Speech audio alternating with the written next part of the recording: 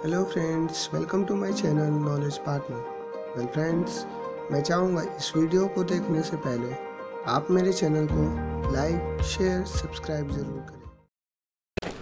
ये कहानी है 1938 कैरली नाम के एक आदमी की, हंगेरियन आर्मी में, और वो उस कंट्री का बेस्ट पिस्टल शूटर था।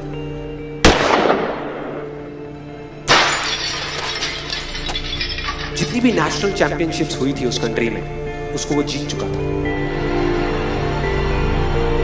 और सबको ऑलमोस्ट कंफर्म था कि 1940s में जो ओलंपिक्स होने वाले हैं उसमें गोल्ड मेडल केरली को ही मिलेगा। और उसने सालों से ट्रेनिंग करी थी। उसका एक ही सपना था, एक ही फोकस था कि मुझे अपने इस हाथ को दुनिया का बेस्ट शूटिंग हैंड बनाना है, बेस्ट बनाना है, बेस्ट बनाना है। और वो कामयाब हो गया, उसने बना लिया बेस्ट शूटिंग हैंड। सिर्फ 2 साल का फर्क था। 1938 में एक आर्मी का ट्रेनिंग कैंप चल रहा था। क्योंकि वो आर्मी में था तो एक एक्सीडेंट हो गया। उसके उसी हाथ में जिससे उसने गोल्ड मेडल जीतना था, उसमें एक हैंड ग्रेनेड फट गया और वो हाथ चला गया। जो उसका सपना था, जो फोकस था, सब खत्म।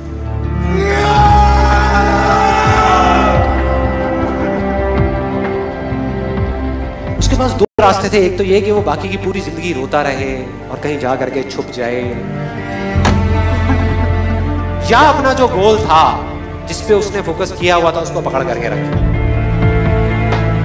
तो उसने फोकस किया उस पे नहीं जो चला गया था, जो उसके पास नहीं था।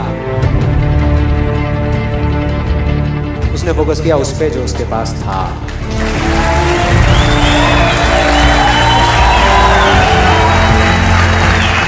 जो उसके पास था, और क्या था उसके पास में? एक लेफ्ट हैंड, एक ऐसा हाथ जिससे वो लिख तक नहीं सकता था। 1 महीने तक उसका हॉस्पिटल में इलाज चला इस हाथ के लिए, और सही 1 महीने बाद अपनी ट्रेनिंग शुरू करती इस हाथ के।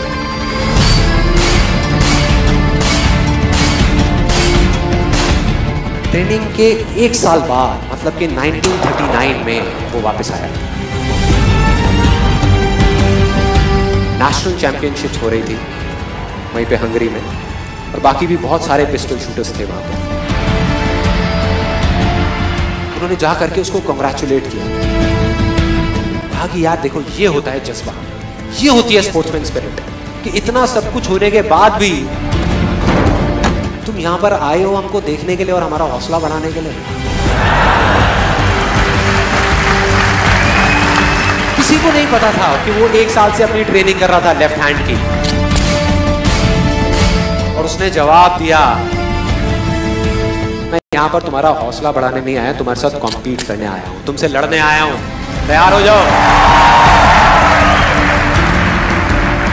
और कंपटीशन हुआ। बाकी सब वहां पर जितने भी लोग थे वो कॉम्पीट कर रहे थे अपने बेस्ट हैंड से। ये कॉम्पीट कर रहा था अपने ओनली हैंड से, ओनली हैंड से। कौन जीता?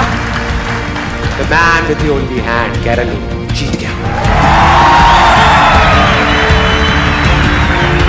लेकिन वो यहां नहीं रुका।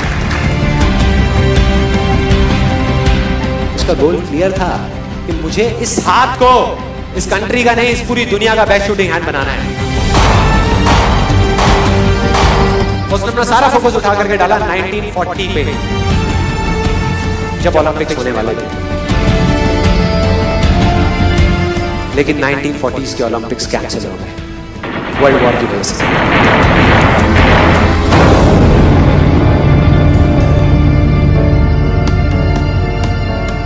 उसने अपना सारा फोकस उठा करके कहां डाल दिया?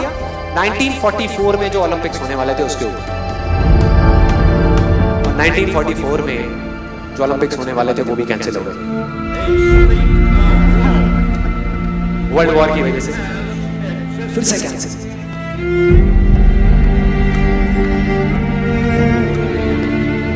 उसने अपना सारा फोकस उठा करके डाल दिया 1948 के ओलंपिक्स में। 1938 में उसकी एज थी 28 साल, 1948 में उसकी एज हो चुकी थी 38 इयर्स। और जो यंगर जो प्लेयर्स आते हैं निकल करके, उनसे कॉम्पीट करना मुश्किल होता चला जाता है। लेकिन मुश्किल नाम का ये वर्ड था ही नहीं उसकी डिक्शनरी में। वो गया, पूरे वर्ल्ड के बेस्ट शूटर्स आए हुए थे जो अपने बेस्ट हैंड से कॉम्पीट कर रहे थे, और ये अपने ओनली हैंड से कॉम्पीट कर रहा था। और कौन जीता? The man with the only hand.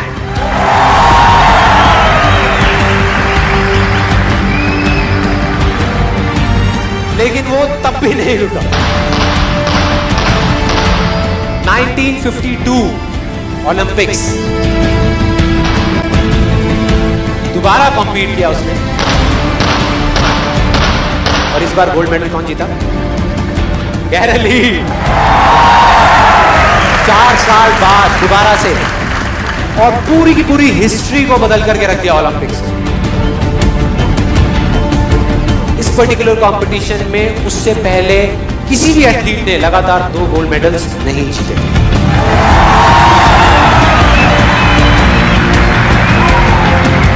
अब किसी भी लूजर के पास चले जाओ, उसके पास लिस्ट होगी बहानों की कि मैं इस वजह से फेल हुआ अपनी लाइफ में, इस वजह से मैं कुछ नहीं कर पाया। बहुत लंबी लिस्ट है।